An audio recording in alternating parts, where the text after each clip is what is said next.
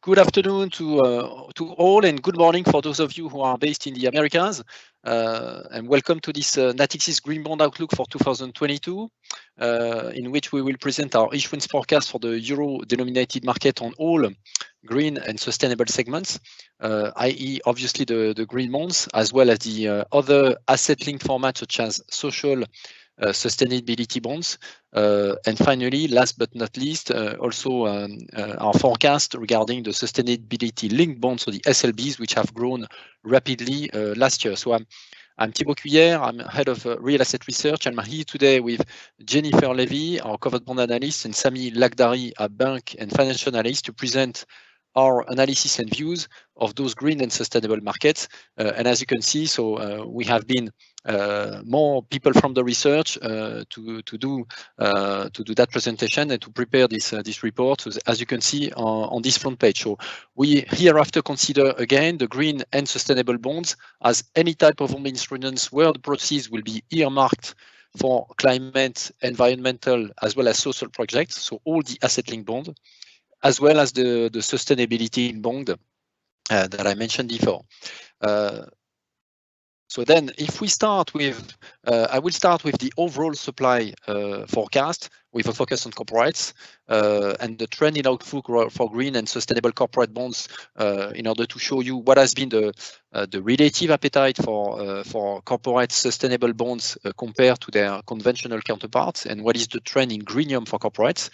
And after that, I will hand over to Jennifer that will present both the green and sustainable outlook for govies developed by Cyril Regna, head of solution research, but also the green and sustainable covered bond outlook before moving to the green and sustainable financials excluding covered bonds that will be presented by Sami Lakhdari. First, the main trends in issuance.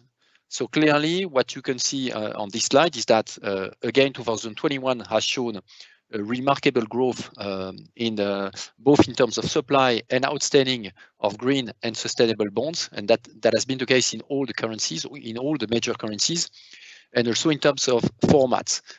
So the total supply has been increasing by 60% in 2021 compared to 2020. As you can see on the chart, left-hand side, to 760 billion euro equivalent. But SLBs definitely have been growing much faster than the rest of the market. They have been growing by 11 times to 77 billion euro equivalent for the whole 2021 in all currencies, compared to something like 7 billion euro equivalent in 2020. So clearly we can say that 2020 was the year of social bonds, particularly with the EU entrance in this market, and 2021 has been the one of SLBs.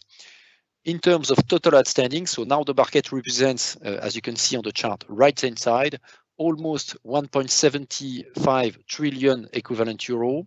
More than 50% of that is denominated in euro, but the dollar market is also growing rapidly, as you can see there. Apart from the global trends in the market, if we look into the details by country of the mean size, what you can notice on the chart left-hand side is still that the supranational segment is the biggest one in terms of outstanding today. So it corresponds to almost 300 billion euro equivalent of total outstanding in all the green and sustainable formats. After that comes France as the second biggest one, with more than 260 and growing rapidly with more than 100 billion euro of outstanding that has been added in 2021 in those formats. After that came now the US in third position ahead of Germany, which used to be the third one, followed by Netherlands, and China is now, as you can see, the sixth one above Spain. Interestingly, also, we can mention that the GBP outstanding, when we look at the breakdown by currency, the GBP outstanding has almost tripled last year to 62 billion euro equivalent from 21 billion, which is largely due to the inaugural issuance from the United Kingdom Treasury that issued 16 billion sterling last year. So already have been issued also this year. So this year again, we are starting to see a remarkable growth in terms of supply in all the formats. 67 billion euro equivalent have been issued this year in all the formats, compared to 38 billion euro last year to date, and 9.5 billion euro of that has been already issued in SLB format, which corresponds to 27% of the total supply in green and sustainable year to date, again, which is a significant growth there compared to 19% in 2021 and only 8% in 2020. So as I mentioned before, so significant growth with the major countries. What is interesting to mention when you look at the growth by country of domicile is that we continue to see large differences in terms of sector breakdown depending on those country of domicile. For instance, 80% of the outstanding of green and sustainable debt out of the US is actually corporate based. While only 17% of that is corporate in France, for instance, and 50% in Sweden. On the other hand, the SSA market in France represents 68% of the total outstanding of green and sustainable supply, or outstanding, I should say. 55% in Germany, where it's a big segment too, and it's only 7%, for instance, in China. So we are still seeing large dispersion by segment in those markets, definitely. Also, much more new issuers tapping in that market. Today, we have almost 1.6K different issuers existing in the green and sustainable market in all the currency, compared to less than 1,000 a year ago. And almost 1,000 are corporate issuers, which is almost the double of what we have seen 1 year ago. So clearly, still developing fast in attracting new issuers there. As you can see on the chart right-hand side, so the outstanding of green and sustainable bonds by sector is showing remarkable growth in a couple of sectors coming from corporates, such as auto, transport, oil and gas, consumer, and real estate also. Going to the penetration rate for green and sustainable bonds by currency. If you look at the chart left-hand side, you see those penetration rate for all green and sustainable bonds, excluding govies, in the primary market, and on the chart right-hand side, in terms of outstanding. And again, what you can see is that in all the currency, it has been growing both on the primary market and in terms of outstanding. So that today, it represents in total outstanding around 8.5% of the euro market, excluding govies, compared to 5.3% 1 year ago. And it's almost 1.5% in USD formats, compared to less than 1% 1 year ago. Again, the SEC market is the benchmark there, used to be the pioneer of those green and sustainable issuance. In the SEC market, we are at 44% of new issues being green and sustainable. And now the total outstanding is almost 23% green and sustainable in SEC. Moving to the forecast by sector, obviously we need to start with where do we stand in terms of penetration rate by segment. And as you can see on the chart left-hand side, the penetration rate, for instance, in agencies and supra is already starting to be quite big, almost 18% in total outstanding. And even much more than that on the primary market. So last year, just for the new issues printed in 2021, agencies and supra, the penetration rate was almost 40% for supranationals and agency in Europe. And as such, given the fact also that the redemptions are pretty stable compared to what they were in 2021 for 2022, we expect actually that this segment is going to be pretty mature for 2022, and we expect a stable supply, roughly stable supply in that segment for 2022. On the sovereign side, we actually believe that the biggest issuers such as France, Germany, but also the Netherlands are also pretty mature in tapping the green and sustainable markets. We are likely to see some new issuers, but they are smaller. As a result, we estimate that the total market will represent 60 billion euros for this year, compared to around 51 billion euro last year. So the growth will be around 20%, but much smaller than what we have seen the year before. On the other hand, the growth will continue to be very significant in the other three segments that we have not mentioned there: corporate, financial excluding covered bonds, and covered bonds. So financial and covered bonds will be detailed by Jennifer and Sami afterwards. And I'm going to detail corporate in a minute now.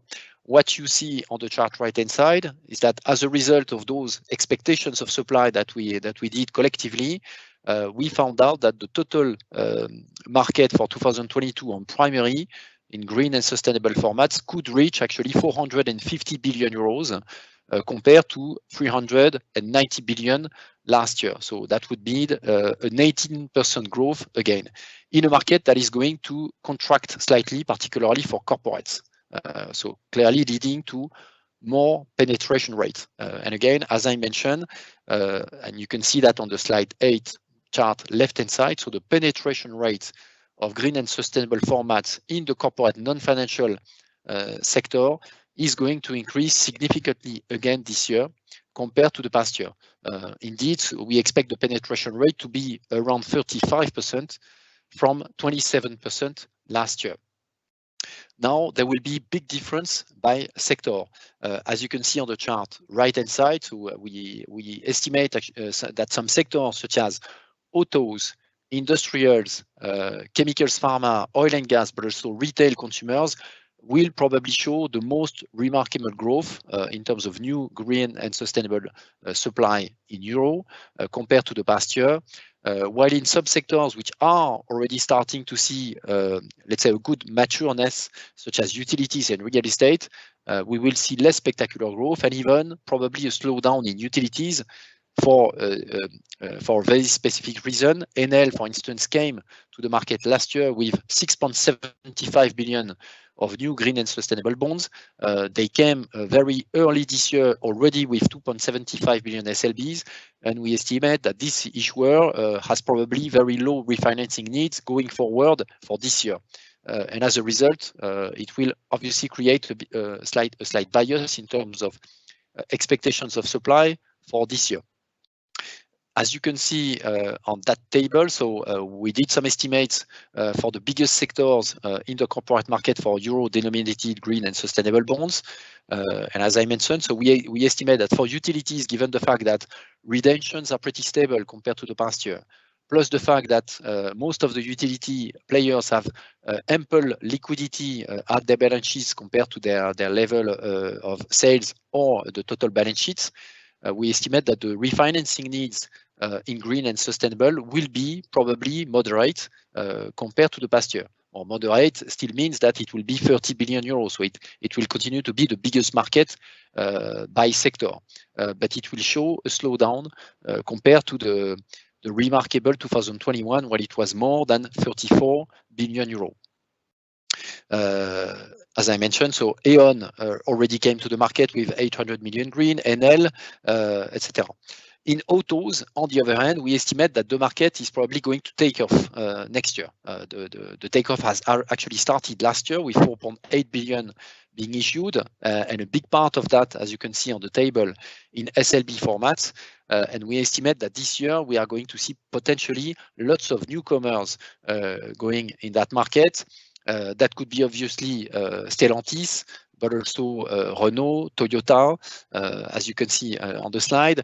BMW could be a new issuer, such as Michelin, whilst Volkswagen and Daimler also have important redemptions for this year. The total redemptions for the auto sector in euro is around 40 billion euro. The penetration rate is still low, and most of the big automakers have big capex dedicated to the electric vehicle development. So it could issue, in our opinion, almost 12 billion in the green and sustainable format this year, versus 4.8 billion last year, and probably a part of that will be also in SLB formats. That could be also from the auto parts, for instance. Oil and gas will also be very interesting, I think, to look at. We have seen a big development in that market, particularly on the SLB formats last year.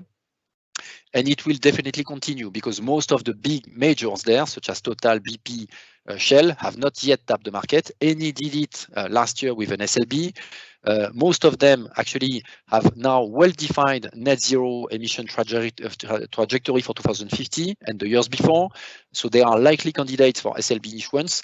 And on top of that, the 4 big companies such as Total, BP, Eni, and Shell, they have roughly 8.5 billion of euro redemptions this year. So they are really good candidates for green and sustainable, particularly SLB. OMV, Equinor could also potentially tap the market, but for smaller amounts. In real estate, as I mentioned before, so a lot of those already came to the market before, and the growth has been spectacular last year. The biggest issuer, such as Vonovia and Unibail, are already present in that market, and a couple of issuers actually did tap the market already this year. 4.9 billion have already been issued. VGP, ICAD, Enner Property, Logicor, Cofinimo, Gecina. Most of them are actually coming in green format, except CPI that came to in SLB and Cofinimo in sustainability. We expect that this year the new issuers are probably to be scarcer than what we have seen last year. It could be potentially some issuers such as Klépierre, American Tower, maybe Amstad and Bostad or Merlin, for instance, but clearly less than the full newcomers that came last year. So in total, as you can see, we estimate that the market for corporates could represent 140 billion euro of new GNS supply for this year, compared to around 110 last year, and the penetration rate in SLB will continue to grow, particularly in the sectors that I mentioned, such as autos, industrials, and oil and gas. This is what we would expect. Coming to the appetite in corporate debt recently, what we have seen again, so what we tend to look at on a regular basis, either for corporates but also in covered bond financials and govies, is what is the trend in terms of oversubscription rate when you compare the oversubscription rate in green and sustainable formats compared to the conventional ones. That's the first way to measure the appetite for the green and sustainable bonds. The second one is to compare how much tightening has been done between the spread at launch and the spread at IPT, so the indicative price talk. And the last one is to measure the NIP and to compare the new issue premium in green and sustainable and conventional formats. And potentially the last one is to compare the performance on secondary market. So that's about the secondary market greenium. What we have seen for single A rated corporate debt, and as you can see there, is a higher oversubscription rate in Q4 21, definitely compared to the conventional bonds, which was not the case in Q2 and Q3, by the way. And some of those bonds, actually, for some of those bonds, it was faster than for the average of the market, which was the case for NTT, Proximus, and Stedin, for instance. In tightening of spread at launch versus IPT, we can't say that there is a big difference for single A rated corporates at the moment. It hasn't been so far from the conventional ones, either for Q4 21, but also from the quarters before that. On the other hand, on the last criteria, which is the new issue premium, definitely you can see that on the chart right hand side.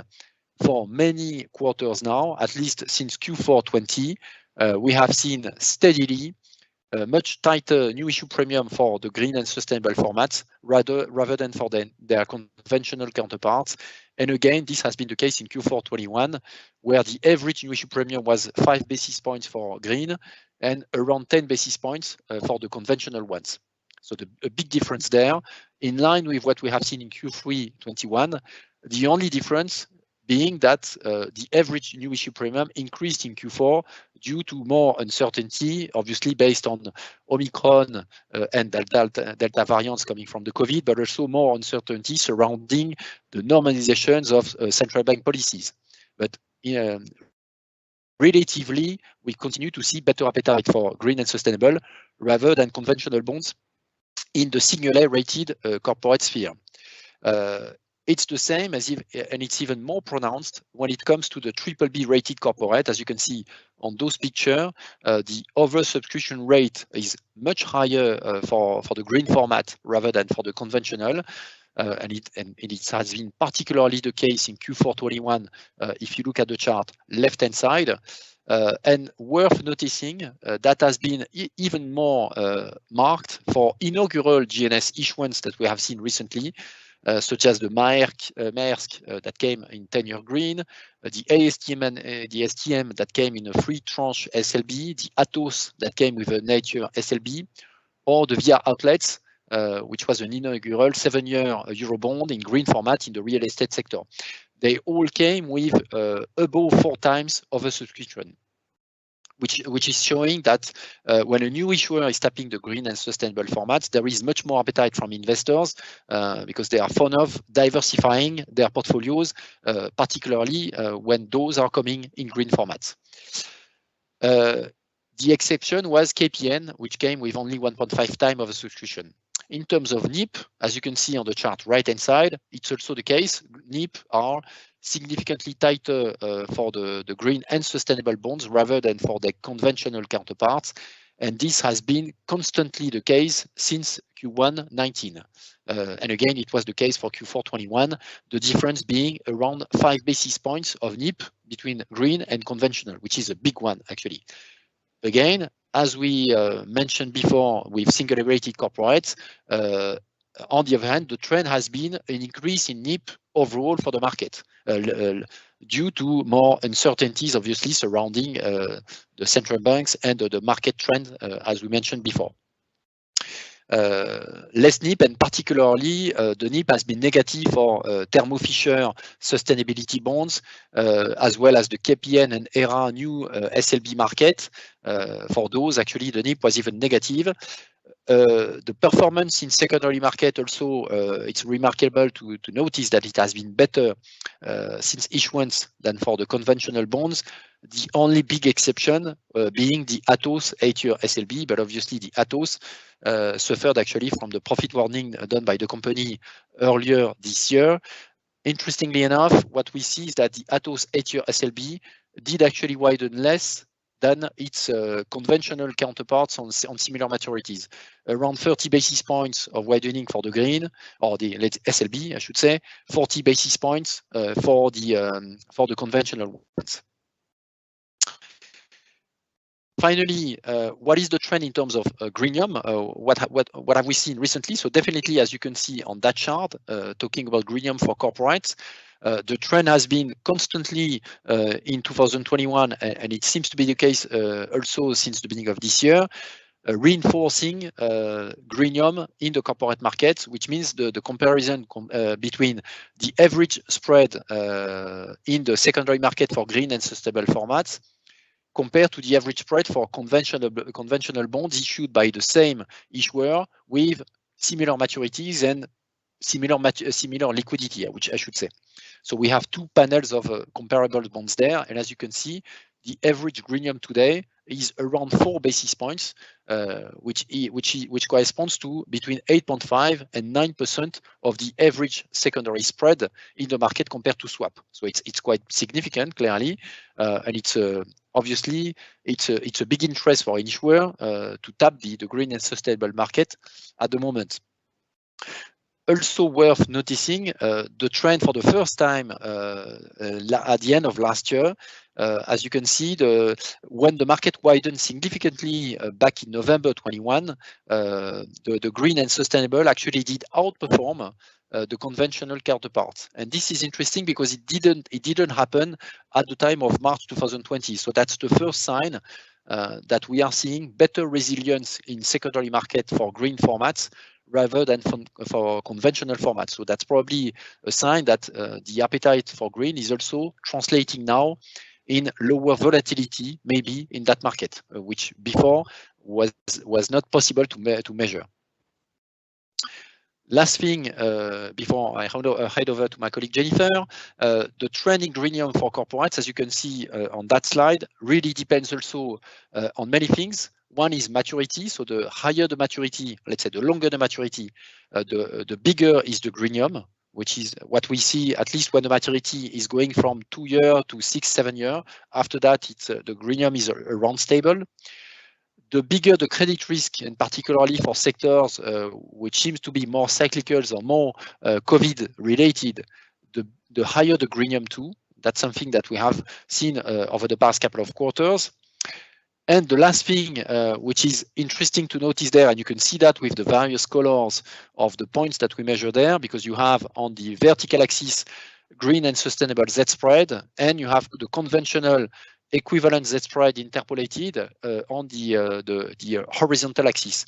And what you see definitely is that you have more green bonds, which are in green, by the way, trading below the average curve than SLB, for instance. It's interesting to mention that SLBs at the moment have difficulty to show a greenium, and actually the greenium is roughly flat for most of them. Sometimes even on the other hand, as you can see, let's say on the other side, which means a wider spread for SLB than for conventional. That's the case for KPN 33 or AEM 31, for instance. While for the green bonds, definitely which are more known by investors for a while, and also potentially it corresponds to more traditional green bond funds. We are showing more greenium in that market compared to the others. So the average greenium for only green formats is around 6 basis points today, for instance. So interesting to mention that dispersion between the formats. Now I will hand over to Jennifer to present the trending outlook in govies and GNS bonds, which has been developed by Jean-Christophe and Cyril previously. Thank you, Thibault. So indeed, 2021 was a strong year for Euro green sovereign bonds, amounting to 50 billion euro, and the total outstanding reached the 110 billion mark.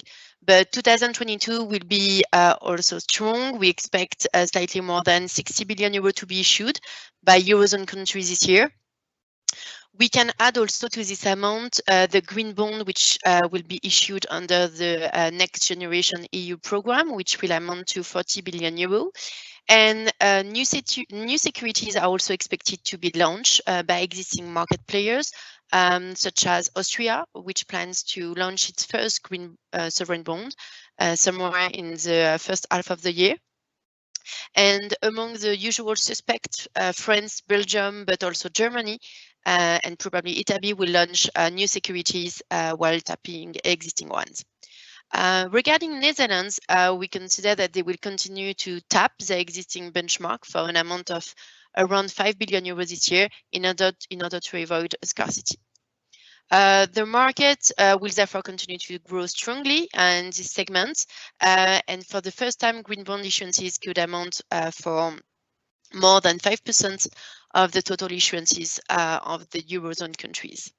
And this number could also grow if we take into account the EU supply. The 5% penetration mark will also be reached this year, given the important supply. Indeed, we expect that total Eurozone sovereigns to be almost as high as in 2021.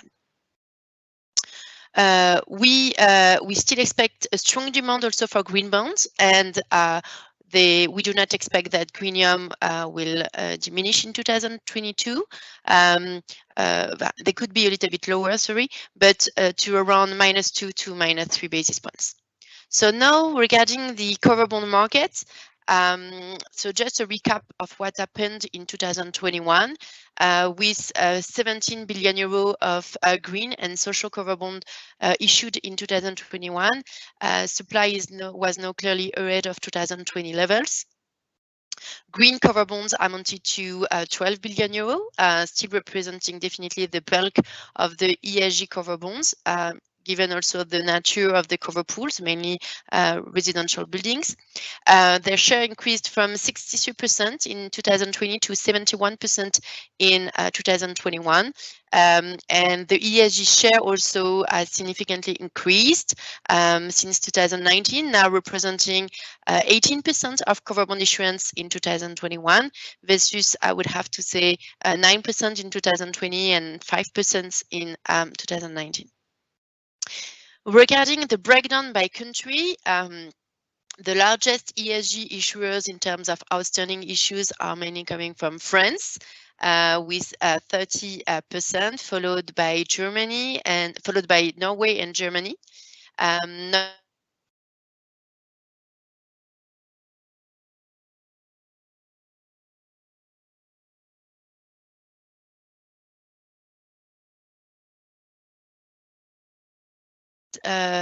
We can say that it represents 11% of the ESG market, but has only issued ESG cover bonds so far. In terms of ESG cover bond market and the number of issuers, we had so far 31 issuers issuing ESG cover bonds, and we have an outstanding of 56 sustainable cover bonds. Regarding a review of the last quarter, in Q4 2021, ESG cover bond issuances reached 3.8 billion euro and represented 22% of Q4 2021 cover bond issuances. We saw some new issuers joining this market, such as, for instance, Yorkshire Building Society, with the social cover bonds, and we saw also Cookmin Bank, which is usually coming on the social format, now issuing green cover bonds. And we had also some usual issuers such as Société Générale and Sberbank Invest Polycredit. Regarding the subscription ratio, we can see that we have an investor demand for ESG cover bonds, which is still strong. But that said, during the last quarter, they benefited from, I would say, a lower BTC compared to their conventional peers, but it's mainly due to the fact that the comparable were mainly, I would say, from Eurozone countries and benefited from the ECB support. Looking forward and what we expect for 2022 in terms of ESG supply, so we consider that there are still a strong potential for growth, as mentioned by Thibault, as it represents only 4% of the total Euro benchmark outstanding cover bond market. So we consider that it should reach for 2022 between 15 to 20% of the overall cover bond supply. So amounting between 20 to 25 billion euro. But that said, we have to say that there are some issuers which will still face some challenges setting up a green or social framework, with definitely the biggest constraint being the lack of eligible assets, given the age of building stock, the lack of incentive or aid for deep renovation. And we consider that, according to the European Commission, 75% of the building stock in Europe is energy inefficient. And besides the issue of identifying eligible assets on banks' balance sheets, definitely banks tend to favor the senior format rather than the cover bond format. It was the case. It was the case previously about Dutch Pfandbriefbank, for instance, during the last quarter, where they have decided to issue in senior preferred format rather than cover bonds to refinance green residential buildings. Indeed, the added value was simply deemed higher in those assets further down the capital structure than for low risk cover bonds. Indeed, the greenium is more, I would say, is more visible on the senior format rather than the cover bond ones. I will let now Sami speak about the financial parts. Thank you. Thank you, Jennifer. So to summarize what happened the last quarter on the ESG senior pref market, 4 out of 6 deals were inaugural with Piraeus Bank, Iccrea Bank, SR Bank, and Caixa Central de Crédito Agrícola. As Jennifer underlined, issuers favored the senior preferred ESG senior preferred market rather than the covered bond one in order to refinance green buildings. In terms of investor appetite for GNS bond, we have seen that the oversubscription rate was slightly below for GNS bond rather than conventional bond, but this quarter it was due to two transactions. The first one, Lance Banking, with a bid to cover of 1, and the second one is Caixa Central de Crédito Agrícola with a bid to cover of 1.13. Excluding those two, those bonds, we had another subscription rate of 2021 that was at 2.1 for DNS bond versus 1.84 for non-conventional bond, for conventional bond. In terms of NIP, GNS bond displayed a negative NIP during the first quarter of 2021, but now it has returned to positive territory. And in ESG bond, we have a NIP of 5 basis points, that is 6 basis points lower than for conventional bond. But we still have some issuance that display rather high NIP, for instance, the 5-year of Lance Banking with a new issuance premium of 15 basis points. On the senior non-preferred market, we have more or less the same trends, but only one deal was inaugural with Scotiabank, which tapped the market with a ESG senior non-pref. It was a green bond issuance. In terms of investor appetite, we have an oversubscription rate of 2.35, and it's far away from other conventional bond at 1.97. Sorry.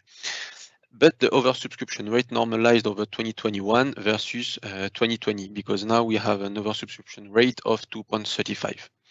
In terms of NIP, they also display a lower NIP than their conventional peers, because we have a NIP of 9 basis points compared to 17 basis points for conventional issuances. And to conclude on the outlook, we observe that bank issuance of ESG bonds has increased over time, and ESG bonds are gaining an even greater market share of total issuance. And the market share has almost doubled from 2020 to 2021, from around 14% to 28%.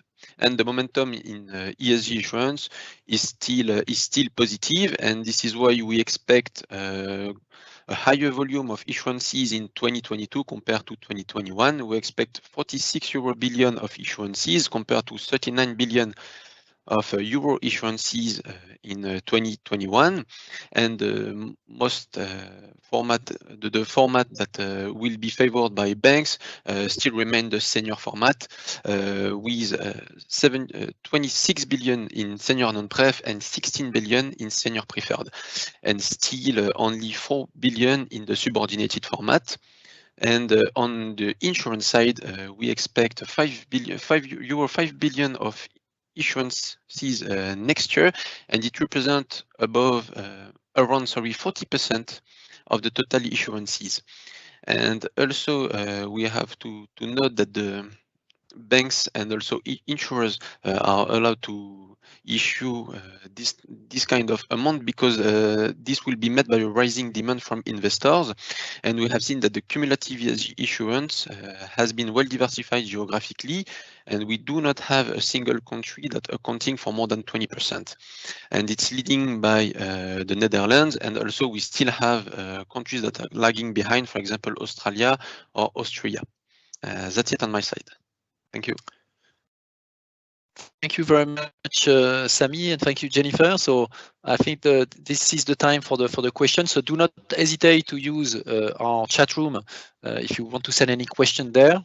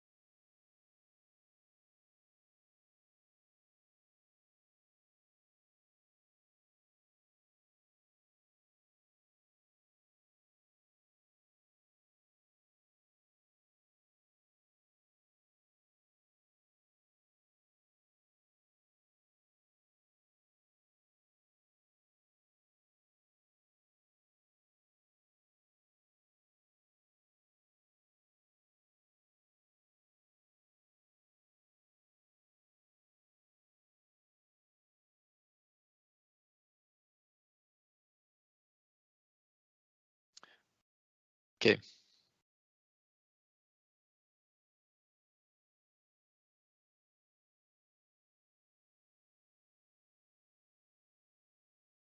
Very interesting to have concrete example of the bonds issued in oil and gas and metals and mining sector, which are considered as polluting sectors. Thank you. Yeah, sure. Actually, when they are providing SLBs, for instance, in the oil and gas sector, a good way for them is to show that they are actually diversifying in terms of revenues out of the oil sector, for instance, into renewables. And as you probably know, most of the majors today have established clear strategies in diversifying their revenues out of the pure oil and gas sector into those renewables, such as Total, for instance, but not only. And that's the same for metals and mining. So they are diversifying, as you know. So there are two ways to see that. First is to say that you can change the way your energy is consumed in order to extract your metals and make sure that most of the energy is taken out of renewable source compared to non-renewable source. And the second one, obviously, is to make sure that that you can also increase, for instance, the recycling of your metals. But also the carbon footprint of certain extraction, which is at the moment there are many technologies in doing that in order to improve the carbon footprint of many extractions, such as aluminium or even copper.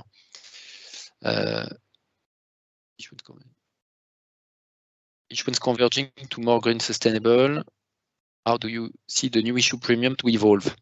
Well, as we have seen, I think in most of the segments, the new issue premium, if you don't take it, let's say, relatively to the conventional bonds, is definitely market driven. So again, recently, obviously, the trend has been a widening of new issue premium overall, and it has been the case either for green and sustainable, but also conventional formats. So now, if you believe that that's more a global question for strategists, actually, if we believe that the tensions surrounding the central bank's normalization policy are probably going to dampen in Q2 2022, and actually this is what we expect. We expect after that the market to be more stabilized on what the Fed is going to do. Then we are probably going to see new issue premium going down again starting in Q2 22. But clearly Q1 22 will continue to show higher NIPS.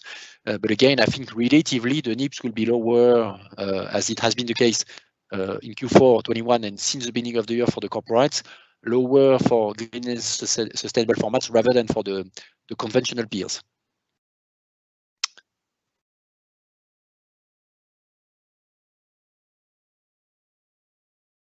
For NIP issued, BBB rated issues, all G plus S versus ES.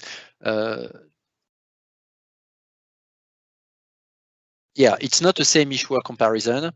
Yes, exactly.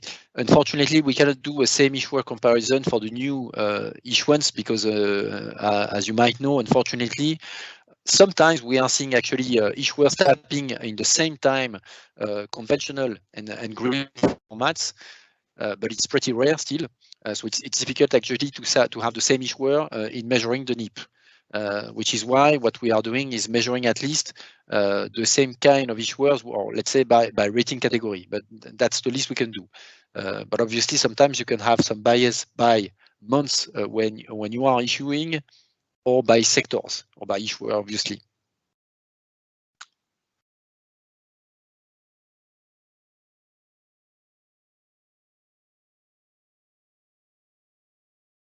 Maybe Thibaut, I don't know if you hear me. Yes. Yeah. Okay. Hi, this is Cyril Ronia. Just a quick answer regarding VCBs this year. It's going to be quite a big year for VCB on the green side. The central bank is expected to announce its new collateral framework, which is going to include a climatic bias. It should definitely have an impact on, of course, on its bond purchases, on the CSPP purchases, of course, which are going to decrease to be divided by 2 this year. and by including, in fact, this new green bias in its QE, and by amending as well probably its collateral framework, it's likely that the ECB will create perhaps more dispersion between brown and green sectors in an environment which could be perhaps tilted on the widening side for Crédit AG, given the weaker support of the central bank. Yes, thanks, Cyril.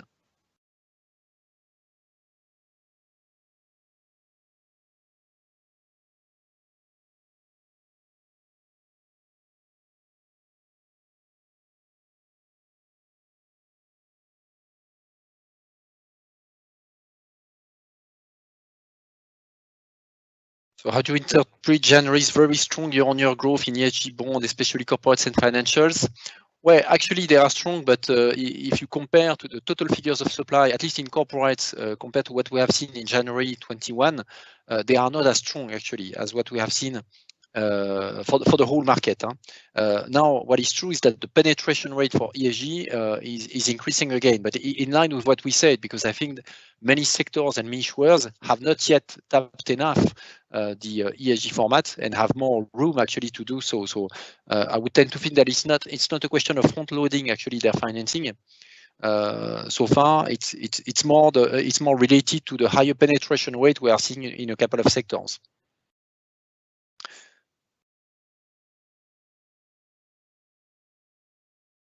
On financials, I don't know, Jennifer or Sami, if you want to answer to the question.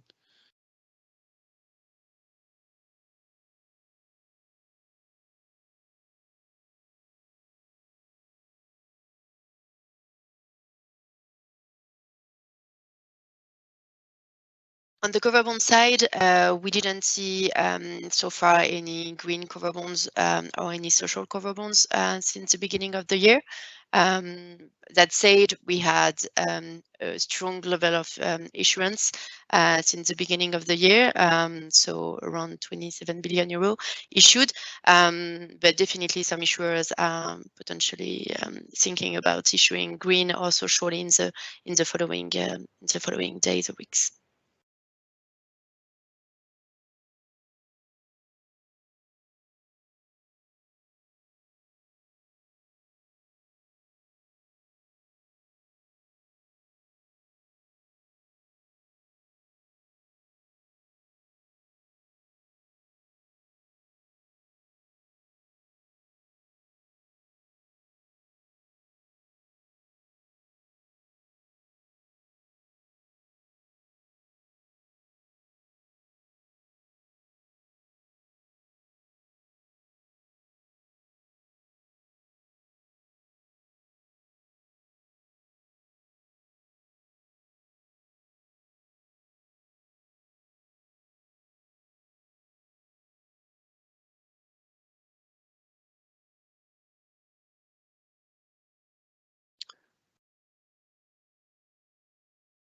Okay, so I think we are okay. Most of the questions have been actually answered. So what I suggest is that for the other questions, so do not hesitate if you have more questions to reach out to the participants, and we'll come back to the rest. So thank you very much for your attendance, and see you in the next quarter. Bye bye.